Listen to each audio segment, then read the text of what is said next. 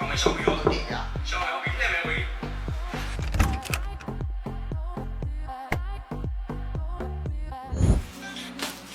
ကျွန်တော် NSC ပါရဲ့ switch ချက်တွေလက်ဆောင်ပူထားပါတယ်ဒီနေ့မှာတော့ unbox လုပ်ကြည့်သွားမှာပဲဖြစ်ပါတယ်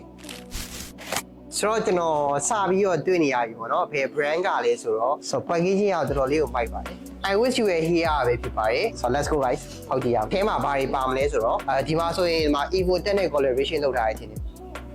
Okay ဒီမှာတော့ဒီ Slack နဲ့ collaboration လုပ်ထားရဲဆိုရဲ edition ဆိုတော့တွေ့ရတယ်ဆိုတော့အင်ကြီးကိုစပြီးတော့စမ်းကြည့်မယ် NSC ကိုဘယ်လိုအသုံးပြုရမလဲဆိုတာပါတယ်ဟိုဒါပါလေးလည်းမသိဒါတော့မှဖောက်ကြည့်လိုက်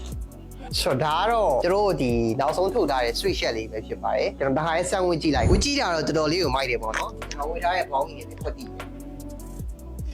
တော်တော်လေးကိုမိုက်ပါတယ်ကျွန်တော်အခုမှသတိထားမိတာလက်ကဒီလိုထည့်လို့ရဒီလိုပေါ့နော်ဆိုတော့ဒီအကြီးမှာ NSC ချင်းပြုတ်ထားရတယ်လို့ပြောတယ်ကျွန်တော်စမ်းကြည့်လိုက်မယ်ဒီမှာ YouTube လေးနေโอ้ဆိုတော့ဒီ music MV ရဲ့ကိုရောက်သွားပြီပေါ့နော်